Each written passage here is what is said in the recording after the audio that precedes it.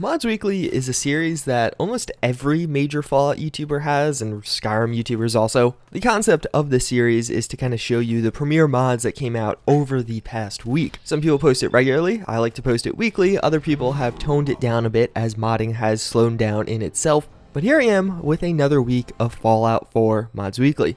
If you guys do enjoy the content, you can subscribe or like or whatever thing you might want to do. We're really close to 200,000 subscribers, so if you're not subscribed, it'd be awesome if you did so. But also, if you're looking to check out anything I show you today, you can find a link to that down below, whether it be on PC or Xbox One. But honestly, that's it. So with that, we'll just jump into it.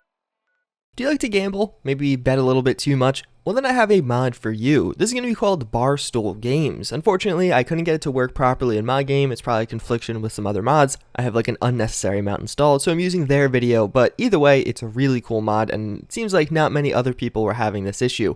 So what this is going to allow you to do right now is play blackjack in Fallout 4. There's a few ways you can go about doing this. First and foremost, you might just stumble upon some guy that wants to play you in blackjack. He's probably feeling super confident that he's going to take money from you. You're feeling super confident you're going to take money from him. And as fun as that is, you may not always be in the right spot at the right time. So there's also an alternative method, and that's going to be setting up this thing at your settlement. You're going to have to find a super special and super secret magazine before you can do this. But after doing so, at every settlement, you can actually place down blackjack tables and play against certain settlers. And that's pretty much it. You can win caps, you could lose caps. Blackjack's a fun game, I can find it very addicting, and it gives you just some more stuff to do as you're waiting for things to happen in your settlement. One other thing that's quite cool is they plan to add in more games. They actually want to add in all the different games that were available in New Vegas, so hopefully as future updates do come, this mod's only going to get better and better. Have you ever played the game Battlefield 1? It was a pretty popular game that really screwed up with its DLC cycle. One thing it didn't screw up though is its animations for different weapons in that video game. Well, the Battlefield 1 animation pack is taking the inspiration from those weapons and bringing them into Fallout 4. This is a pack, but it's actually only one animation. This is going to be for the hunting rifle. It's going to make it seem a little bit different while you're sprinting around. I feel like that's one of the most notable changes with this, but also, of course, reloading and pulling the bolt back. This is actually the third time around the mod out there has released one of these. There's two other ones you could download also if you like those Battlefield style animations. I personally think it makes a pretty significant difference. I'm also using a retexture mod for the hunting rifle itself, so it looks a little bit cooler and higher quality than maybe yours does. But again, I think it looks pretty good. I definitely enjoyed using this. There's quite a few different animation mods for the vanilla hunting rifle. It's definitely one of the more competitive areas of Fallout 4 modding for whatever reason. But if this one happens to be your favorite, well, there's a download link down below.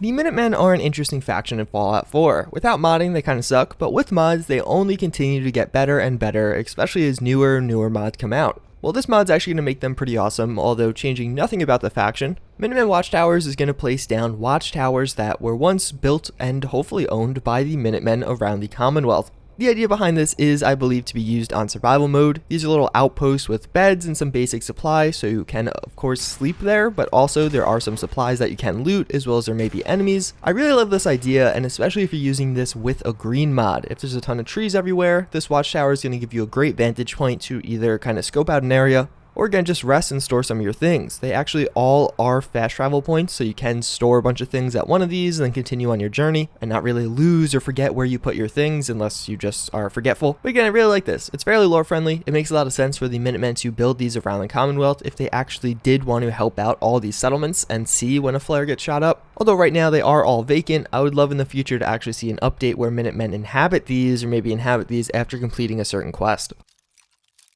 So now we're going to enter into a super special part of the video. Over the past few weeks of this series, there hasn't been a ton of Xbox releases. We're going to fix that right now.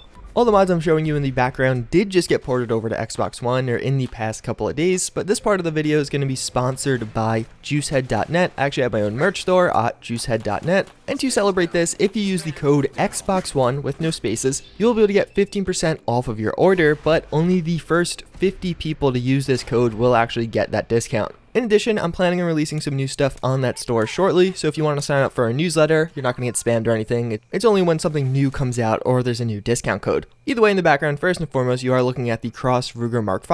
I did show you guys this last week. You've been seeing a bunch of gameplay of it, and of course, you probably heard me talk about this multiple times, but now it's out on Xbox One. It's a great mod that you should download. But maybe you're not a fan of just pure semi-automatic pistols. Well, we also do have the Kobra Officers Revolver. This actually came out many months ago, but was only just ported over to Xbox One.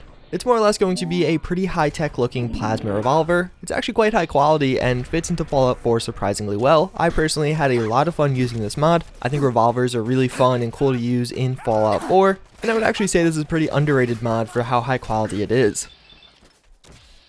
And lastly, we have what I guess is the re-release of Energy Blades. This mod was taken down but then re-uploaded, and what it is lightsabers for Fallout 4. There's a ton of customization options. Recently, a Kylo Ren style lightsaber was added to this mod, which is pretty awesome. And if you want to feel like a Jedi or a Sith Lord, this is going to be the mod you want to download. So that's all fun and games, but to end things off, we actually have a very big release from the guys over at Sim Settlements. That's going to be the Sim Settlements Mega Pack. It is actually the year anniversary of Sim Settlements, which is pretty crazy. It's been a pretty fast moving year. What this is going to do is actually compile a bunch of those smaller add-on packs that were released over the past year and compile them into one larger pack that you can easily and simply download to your game. In addition, it actually seems like there's going to be a bunch of unique things, so they're only going to appear in this mega pack. You can't get them otherwise. One that I really enjoy is by King Gat himself. It's actually a donut shop using the Slocum's Joe Donut Creation Club add-on that a lot of people did really enjoy. King Gat himself basically said that he may use these mega packs as an outlet to create his own houses and add-ons for the game, and this mega pack may actually get updates in the future, bringing more content to it. It really is quite cool. Everything you're seeing in the background is largely from this mega pack. If you download Sim Settlements and the 2 expansions, this is just an obvious fourth thing to download to really get the most out of all of this. Many of these are community made. While you're in game, you can actually see who made these. A lot of different mod authors did donate their work to this, as well as some of the other mod authors actually that weren't active or updating their add-on packs anymore did decide to contribute to this. This is going to be a great option to really expand the functionality and just the amount of fun you could have with Sim Settlements, and I think it's a no-brainer to download this and kind of clear up some of the other options in your load order. So that's pretty much going to wrap it up for this video. As always, again, and thank you guys for watching. I do hope you enjoyed this one, and I will be back next week with more content. But for our psych fun fact of the day, something I want to bring up is actually like chemicals in the environment and actually how your body processes them. So let's say tastes or smells. There may be millions or billions of different kind of taste chemicals and things like that in the environment. The only ones you actually taste or smell are the ones you have receptors for, and different animals have more receptors for these. So dogs may have more smell receptors so they can smell more, have a more accurate sense of smell. What this really means though is hypothetically in the future, through different technology, we may be able to augment and improve our sense of smell, taste, etc. We're very far away from this, but it's definitely something that's possible and just something that's kind of interesting to think about. There are a lot of different things going on in the environment that your body just can't detect, despite it seeming like we can. Think of something like carbon monoxide detectors. Even though, yes, you cannot detect when that actually is present in your environment, there are other animals or creatures that can because they do have that receptor, and that actual physical detector can detect it because it has a receptor. But yeah, that's pretty much gonna wrap it up for this one. As always, again, and thank you guys for watching. I do hope you enjoyed, and I hope to see you all next time.